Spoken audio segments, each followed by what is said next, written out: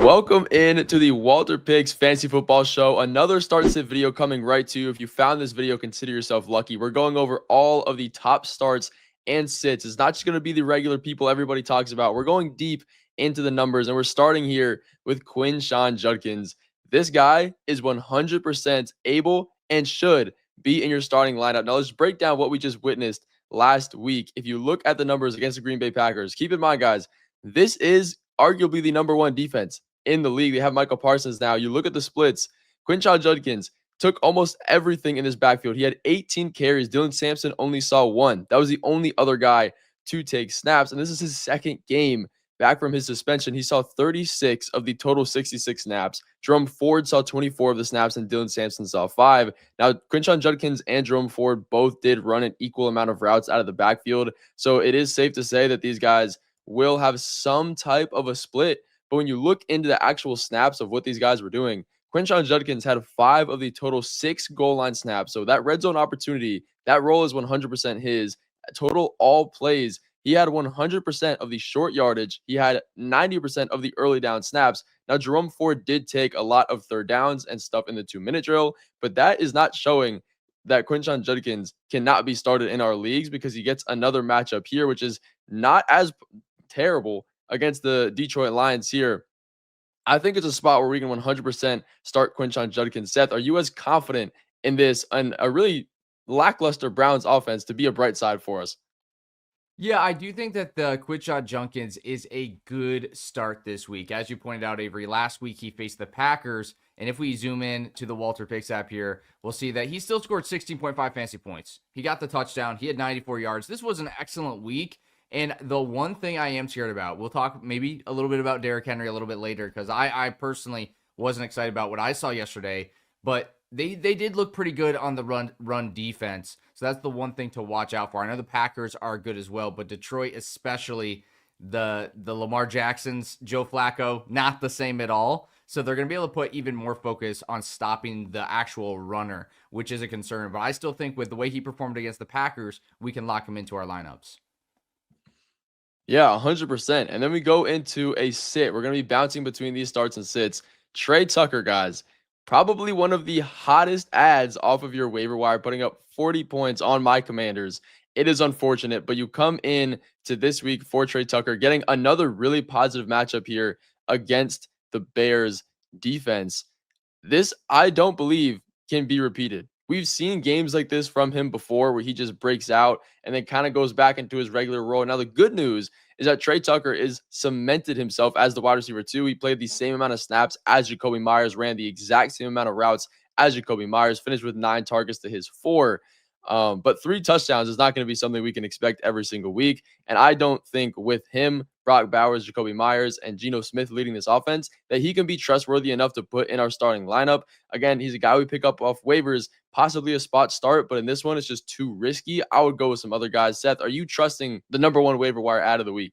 You know, I do think that as the number one waiver ad of the week, you're probably adding him because you need a wide receiver. I don't think if you are looking for a consistent or a long-term fantasy football playoff option, you're adding Trey Tucker with your fab or priority. So I do think that against the Chicago Bears, as we look at this matchup, he could be someone to go for. 9 targets is something interesting. The 3 touchdowns, that is not going to happen every week. This is a big play guy. He did have a startable week 1 on just 2 receptions. So it is an interesting matchup. I think his floor is what we saw week 2 when he only scored 5 points. So if you've been really struggling, maybe you've got some wide receiver injuries, maybe you lost CeeDee Lamb, maybe you lost some other guys, that's where I'd put him in my starting lineup. But guys that you're reliably starting, like Courtland Sutton is back. George Pickens with CeeDee Lamb out is in the lineup. So I don't think Trey Tucker is kicking any of my starters out. The only way he'd get in my lineup is if I'm like, hey, I need a guy for this week, or especially the bye weeks coming up. Look at the schedule. The Colts, they take away the number 1 guy, Jacoby Myers. So this could be a great week for Trey Tucker. Tennessee, Kansas City, Jacksonville, Dallas. Those have been some pretty easy matchups. So while you're struggling with bye weeks coming up, starting week 5, good reminder there, Trey Tucker is going to be a pretty good fill-in for those weeks, but maybe not week 4 when you have everybody available. And speaking of these lower level start sits, guys, I would be starting Troy Franklin over Trey Tucker. And as I get into it, guys, if you haven't hit that like button, make sure to do that. It helps us as creators so much, and it's free to you guys. It takes 2 seconds. It helps the algorithm know you want videos like this every single week. But Troy Franklin last week, after being one of the top ads from the week before, only 2 fantasy points against the Chargers defense. 24 the week before that. The potential is still there. And the reason why I say he is a start, guys, is why we're going a little bit deeper than the regular start sits. He played almost the exact same number of snaps as Courtland Sutton in the total 52 snaps last week against the Los Angeles Chargers. Out of that total, he played 41. Courtland Sutton played 42 snaps. They ran almost the exact same number of routes. He didn't get a ton of targets and a bunch of fantasy points. But when you look deeper at the numbers, this is the kind of guy that we start, especially when you see the matchup coming in against the Cincinnati Bengals. We saw what Carson Wentz was able to do. Now, that defense definitely did help them out a lot, but this is a spot to get right for the Broncos, and Troy Franklin could easily have a big game against the Cincinnati Bengals defense. I would be starting him over guys like Trey Tucker. This is a spot where you take him. Seth, are you trusting Troy Franklin as much as I am? I don't know if I'm trusting him as much as you are, Avery, but I do see every little bit of this matchup. You look at who they've been facing this season. This is the matchup tab in the WalterPicks app. I think this is overpowered. Your league mates, if they don't have this, they're simply at a disadvantage because this gives you every little bit of information you want to know. Week 1, Cedric Tillman and Jerry Jeudy, both startable. I would say Cedric Tillman, he's more like the wide receiver too, more like the Troy Franklin player. De'Ami Brown, week 2, is he more like the Troy Franklin? Is he more like the Courtland Sutton? He's more like the Troy Franklin. Week 3, Justin Jefferson. I mean, I don't want to compare him to anybody on the Broncos out of respect for Justin Jefferson. These are some good players, but nobody's quite to his level. But we did see week 1 and week 2. The more Troy Franklin player did have the bigger week. So now that I'm looking at the matchup tab, I am liking it a little bit more, especially with how bad they were last week. My one concern is that they simply just run all over the Bengals. Jordan Mason had an amazing game. That's the one concern. But if the Bengals can do any sort of thing right, at least early, I mean, the game does start tied. That's where I think Troy Franklin can definitely stand out a little bit, especially if they're really trying to stop Courtland Sutton. They're like, well, let's at least force Troy Franklin to beat us. I think that would increase the Bengals' chances of winning. So I do definitely see the logic. Now, of course, if this is a normal start sit, like you got everybody healthy, I'm not putting him in my lineup over other guys. But if he was in your lineup week 3, that's he probably could go in your lineup week 4, especially with this better matchup. Yeah, those are definitely some good notes, guys. And Seth, while you pull up Dak Prescott's name here, if you guys haven't already, make sure to comment your start sit questions in the chat. We will try to get to some for you so we can cover every single base because you clicked on this video to watch it. So we are answering your start sit questions. But Dak Prescott here, he gets a tough matchup against the Green Bay Packers defense in a revenge game against Micah Parsons. Now, Seth, I know this is something you're worried about. And if I was Dak Prescott, I would be too. I would probably be losing sleep and having some nightmares. But Dak Prescott last week did not do great, especially in a very positive matchup against the Bears. 2 interceptions, 1 touchdown. He had 40 passing attempts. And the reason Dak Prescott could be a worrisome start, even if the rest of these wide receivers are good, is because we don't have CeeDee Lamb. We don't have that glue guy. So it's up to Jalen Tolbert, who is filling in one-to-one with that CeeDee Lamb role. Is he a start? Very risky, but I think it's definitely possible. Again, this Packers defense is good, but when Dak Prescott is passing the number 1 most in the league, which he is right now, somebody's got to get the ball. I do think it funnels more back into George Pickens and Jake Ferguson. If you have Jake Ferguson, if you drafted him, congratulations to you because he is looking like one of these saviors at the tight end position. But as far as Dak Prescott goes, I'm not 100% confident in starting this man. Again, with the lack of rushing upside that he does have, the passing volume is going to be there. But if it doesn't turn into touchdowns against this Packers defense, we could be in for a lackluster game. Yeah, I'm going to just send the app front and center here. So the first thing I want to look at is just so far this season, he has not been good. He had 7.8 points week 1. He did have 23 points week 2, which was solid, but that game was pretty weird. It went 10 extra minutes. It was an absolute shootout at the end of the game. If the Cowboys actually took care of business, he probably would have ended around 16 points. If it just playing in that game, because Javonte Williams, he had a great game. I think he scored multiple touchdowns. He had 25 fantasy points in this game as well. But Chicago, again, they like to run the ball in the red zone. Dak Prescott, he's thrown the ball 40 times and still getting 14 fantasy points. This is not looking good. I'm looking at the schedule here. This is a guy that his first big week, I may even try to trade him away, but I am not starting Dak Prescott if you can help it in week 4. I think there's even better options, maybe even on your waiver wire that I would go for. It's not going to, I don't think it's going to be pretty, especially with CeeDee Lamb out. The Packers, they really just need to focus on Jake Ferguson, which they can do well with their zone, and focus on George Pickens, which I think they're going to be able to do well as well. So I'm not going to be starting Dak Prescott in week 4. Yeah, that is completely understandable. I'm with you on that. And if we go to some wide receivers, we'll look at Darnell Mooney on this page because, guys, this man is here to stay. He's come back from his injury in week 2, week 3. He didn't have the best game. Last week, he comes out with 11 targets, only turns it into 4 receptions. Now, the Falcons did struggle on literally every single aspect of the ball against the Panthers defense last week. But now they're coming into one against the Commanders, who, again, just let Trey Tucker go for 40 fantasy points. And if you look at Darnell Mooney, I don't think it's that much of a fluke that he had the target share he did. He ran 59. He was on the field for 59 snaps. Drake London was on the field for 57. Like, these are the top 2 wide receivers. He ran the same amount of routes as Drake London. So Darnell Mooney and him are definitely these top 2 wide receivers. I expect Michael Penix to be able to have a better game than he did last week. And he gets a matchup again against the Commanders, who has proven to be a very positive one. So if you need a spot start, Darnell Mooney is a guy I'm 100% worth and able to put in my starting lineup. Seth, are you taking that more or less risk with another one of these lower tier guys? This is definitely a guy, my favorite so far. I think out of our lower tier players, I think Darnell Mooney, exactly what you laid out. The snaps are there. And what I personally love is the targets. Targets are comfort for me. 11 targets. I don't care who you are. Fantasy points will follow that eventually. And it was really his first big involvement in the offense. And we look at exactly what you said. Trey Tucker had a huge week against them. We saw in week 2, not too much from the Packers. I'm not too surprised by that. Their offense has been struggling overall, to be honest. But then Malik Neighbors, Wendell Robinson, week 1, both very startable.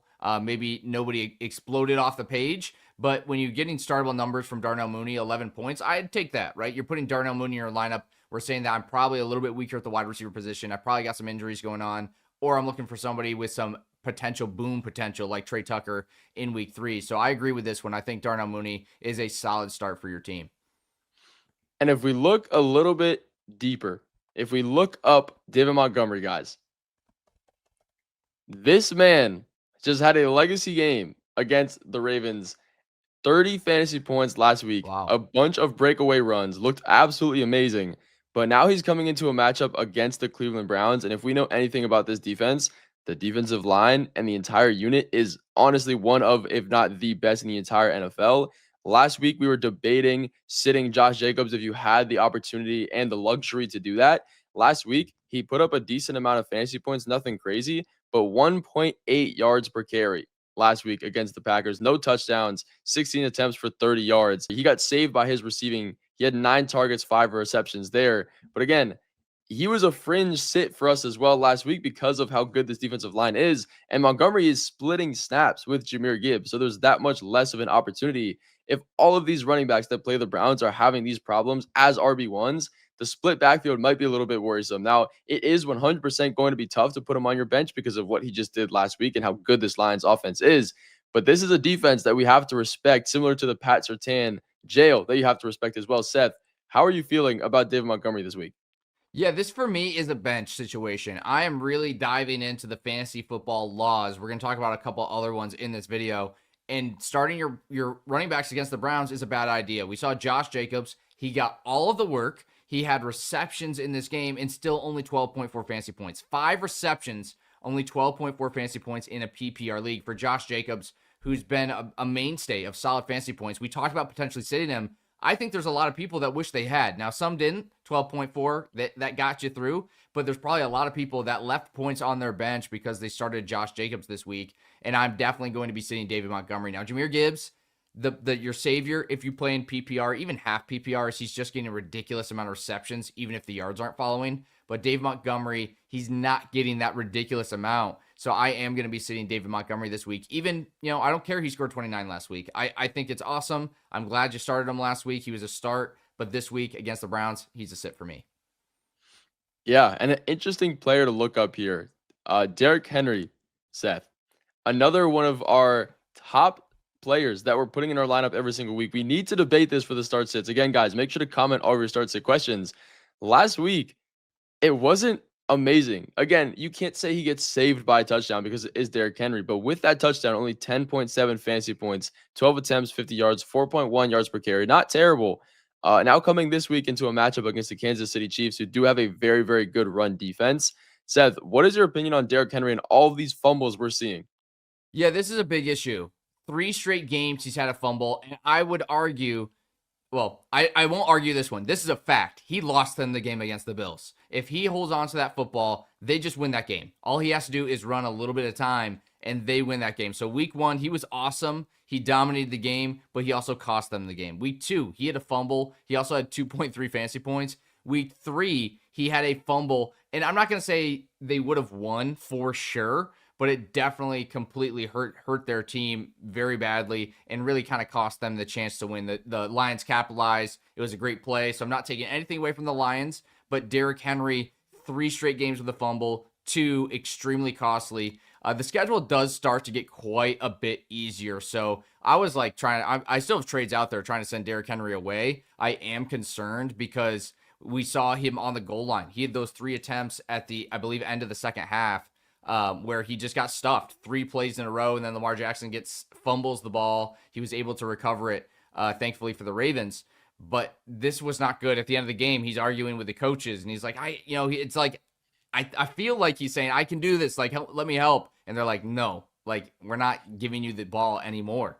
So that's the concern for me. I do like that the schedule gets a lot easier. I see them putting up, hanging 40 on most of these teams. But this week against the Chiefs, I think you can sit him. Honestly, if he costs them this game against the Chiefs, I don't know. I think he might be done. Like, they might have to ship him off, honestly, because if you fumble again and you cost them a 3rd game, that is my big concern for Derrick Henry, is that he's just going to start to see less work, and he didn't dominate on the goal line. So I think you can sit him against the Chiefs, especially if you have Judkins, especially if you have Travis Etienne or Javonte Williams, some of these later round guys that you found in your draft that are being absolute gems this year. I think you can sit him for Derrick Henry this week. And if you want to buy low, maybe that's you. But for me, I am looking to trade for players like Judkins with Derrick Henry, because I am very concerned with his involvement, especially at the end of the game yesterday. Yeah, and that is one extreme of the poll there.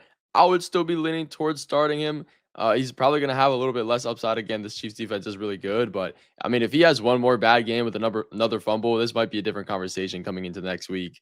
But another guy coming into our tight ends here, guys. I know the tight end pool is just a complete trap right now. Hunter Henry, another one of the top waiver wire ads from this week, but I do 100% think this can be repeatable from what we saw. Now, 29 fantasy points against the Steelers is not going to happen again. But the involvement is really what matters here. He had 8 receptions on his 11 targets for 90 yards. That looks really, really good, of course. But now he's coming into a matchup against the Carolina Panthers, who they've been allowing over 11 fantasy points a game to tight ends so far this year. And Hunter Henry has completely been a top option. He led all wide receivers in yards, the entire team in yards last week. So this is a guy attached to Drake May, who honestly has been better in the passing game than I've expected. I know for a fact he's top 10. I believe he's top 5 in passer rating. His completions are up there. Everything is looking good for him. And the Patriots are moving the ball, scoring at a decent amount. So in this matchup against the Carolina Panthers, yes, they shut out the Atlanta Falcons, and they did not look good last week. But I believe that Drake May in this offense can move enough for where he's a viable start. And I'm willing to put him in my starting lineup. Seth, are you as trusting of our top waiver wire ad from this week?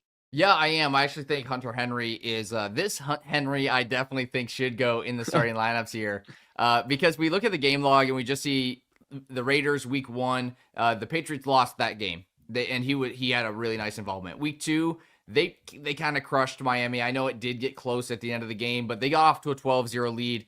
I don't think they ever looked back on that lead, and he just wasn't as involved. They did a lot more running. Ramondre Stevenson had a nice game in week 2. In week 3, it was pretty competitive. I mean, the Patriots were driving down the field. They kept turning the ball over on the goal line. Ramondre Stevenson, as a Steelers fan, I certainly like the defense showing up in that way, just on the goal line, unfortunately.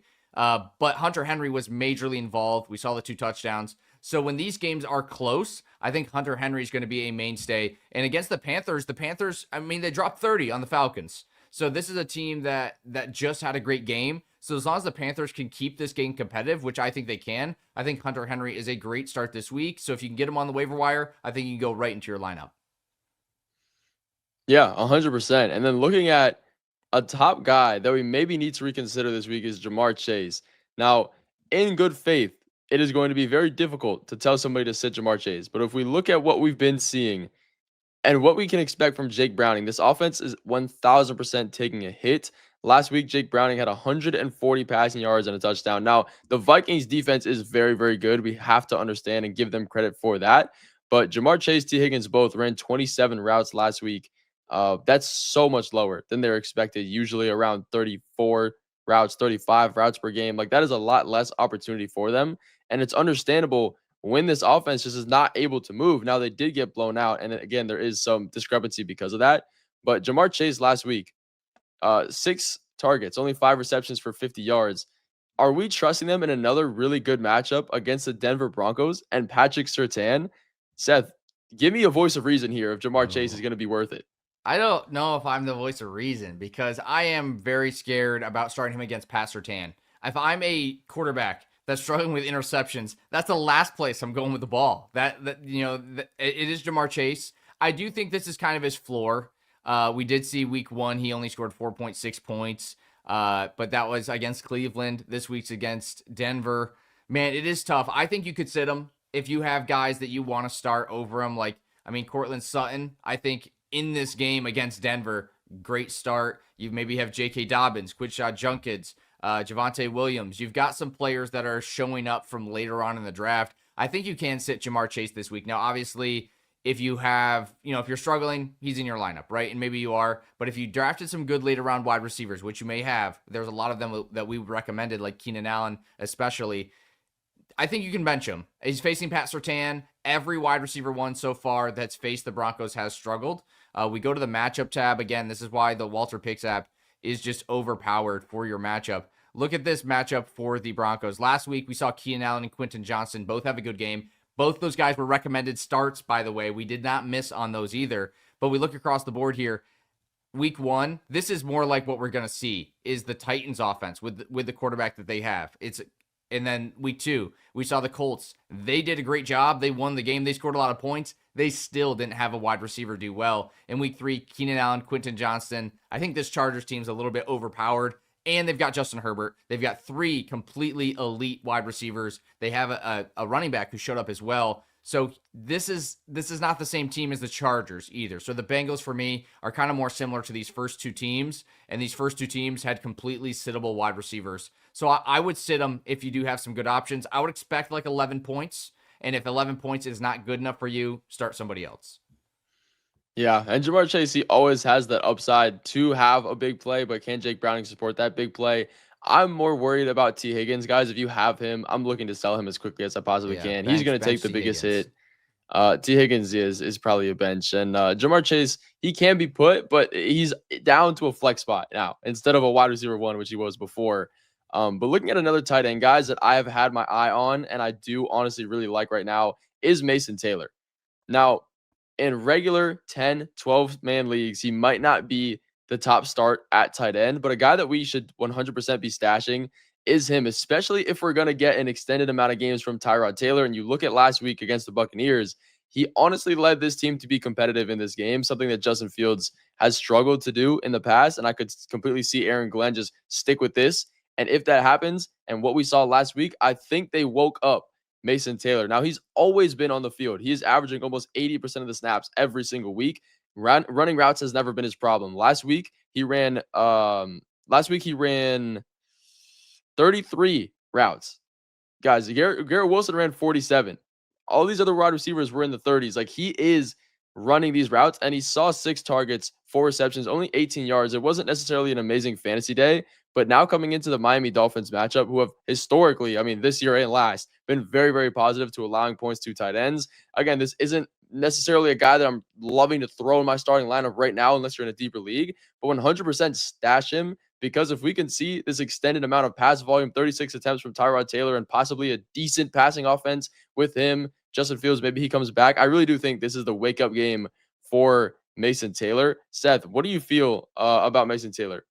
Yeah, I think this is a really great call out. This is one of the benefits of checking out this channel, because how many other channels are even mentioning Mason Taylor? They're just talking through maybe some of the obvious guys, right? So I don't personally, like you said, I'm not going to take the risk in my lineups. I have a lot of Juwan Johnson. I have a lot of these like tight ends that have been doing pretty good. But if you're hurting at tight end, I think exactly what Avery said is a great call. This is a rookie player. He's growing. Tight end is one of the hardest positions to get to because think about in college, you may be the strongest, the biggest, the fastest. When you get to the NFL level, you're no longer the fastest. You're no longer the strongest. You're blocking bigger players. You're running routes against faster players. Everything gets so much harder for the tight end position. So the fact that he's already playing so many snaps, the fact that he's already seen some good targets is a strong sign. So it is someone I think that you can add off the waiver wire, someone that you may want to stash exactly like Avery said. But if I don't know if he's a guy that I'm going to lean on in week 4, but I do like the matchup. It's his first good matchup of the year. So this is a little bit of a call out, but it could be a good start, especially if Tyrod Taylor is still starting in week 4. It does have some upside. I will say the upside is there, especially against Miami, where the opportunity is going to be so much better than it was in week 3. Yeah, no, it definitely is one of the riskier plays, but I did want to call that out for my friends in the deeper leagues because there's always comments about these deep league formats. But going into another guy that hasn't really been as strong of a start is Ladd McConkey, guys. This man, if you would have told me that Justin Herbert is playing like an MVP quarterback, he's top 10 in passing attempts, and Ladd McConkey is not a top wide receiver, I would have been very surprised. Last week against the Denver Broncos, now, yes, it was a very, very tough matchup, only 4 receptions for 41 yards. Now coming into one against the New York Giants, which is honestly a pretty positive matchup, but can this game stay competitive long enough for him to be a top fantasy option? Seth, I know this is one that you're passionate about. Give us the rundown on Ladd McConkey this week. Yeah, one of the things you want to look for an elite wide receiver. Let me zoom in here. Let's zoom in on the app actually. One of the things you want to look at for an elite wide receiver is the route rate. Anything around 90% is elite. That's where we really start to see the elite fantasy football production. So for me personally, I still think I'm going with Ladd McConkey in the starting lineup. We look at this, we look at his opportunity against the Giants. I like this opportunity against the Giants. This is a good get-right game. Remember, he's been dealing with that bicep injury. So a lot of people have been asking me, what do I do with Ladd McConkey? You hold. He's got 90% route percentage on a top-tier offense. He's a great player who's been dealing with a little bit of an injury. That's where it says, hey, don't worry too much about this guy. Now, if you do have other good options, if he hasn't been your top-performing guy, I think you can put him on your bench. I think so far, he's not earned your starting spot. And facing the Giants, exactly like Avery said, that game could get out of hand. So it's a tough start sit for me. But I personally, if I had him on my team, I would start him. But I will say that if you can't win your matchup with 8 points, that's probably the floor. If you're like, if I get 8 points against this guy, I'm done. Maybe you still need to start Ladd McConkey because he's got some upside. But if there are other people on your bench that have been going crazy, like we talked about, like Keenan Allen, like Quentin Johnson, his teammates, I would lean them over Ladd McConkey. But I do think that he's someone that will bounce back this season. I am not really worried. It's all the signs are there for a successful wide receiver. The route rates, the success of the offense, everything's pointing to a potential success. Their opponents are going to need to adjust with Quentin Johnston being awesome, with Keenan Allen being awesome. Eventually, they are going to move away from Ladd McConkey, who was the dominant guy last year, and he's going to have some more opportunities.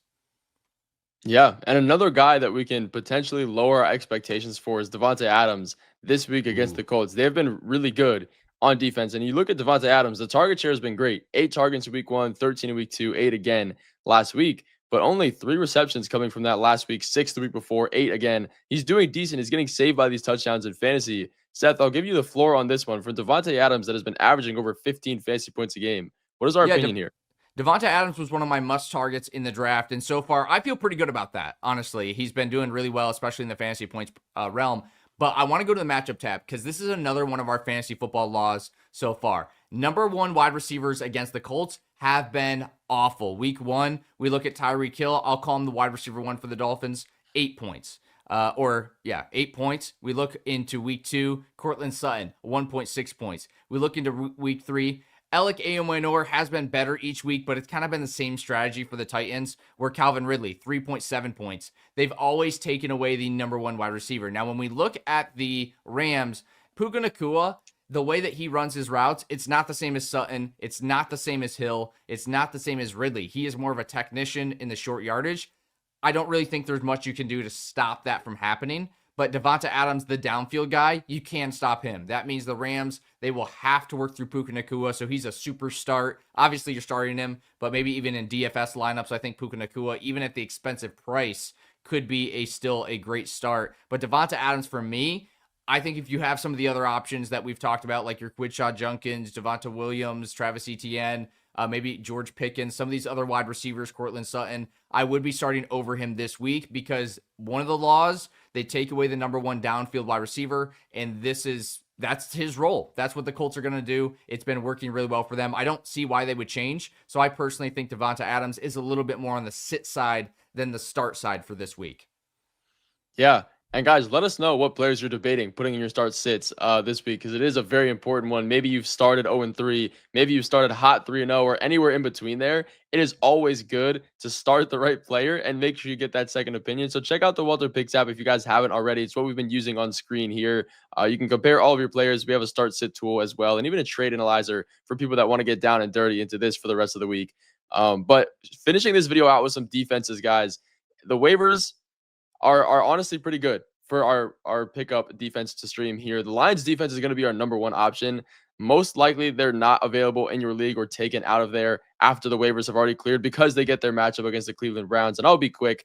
Defenses playing the Cleveland Browns are averaging over 10 fantasy points per game on defense. This is when we're going to be starting. Another one here is going to be the Chargers defense against the New York Giants. The Giants offensive line is not great. Russell Wilson has not been great. He is allowing a lot of fantasy points and a decent amount of turnovers. This Chargers defense on their own, just as a whole unit, has also been pretty decent. So the Chargers defense is one I like. And also the Texans defense. They have been able to put a really good pressure rate on quarterbacks. Their line, Derek Stingley, has been playing amazing, locking down the number one wide receiver on the other side.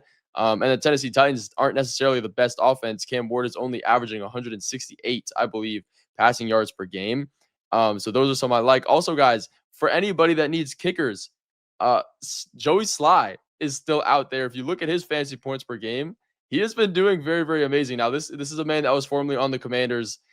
He wasn't great on the Commanders, but hey, this offense is getting close enough to the red zone and not scoring a touchdown to where he can be in your starting lineup, and he should be. He should not be available. He is available in so many leagues right now, and I don't get it. Spencer Strader as well is another one that's available in over 70-80% of leagues. Guys, this man, with the offense that we're dealing with the Colts, this man is amazing. Like, this guy has to be started in your league. If you don't have him already, pick him up off the waiver wire if he's still there. But that's going to finish out this video for all the starts and sits, guys. Again, make sure you comment below. Like the video if you haven't already, if you appreciate this video every single week. And we will see you in the next one coming very, very soon.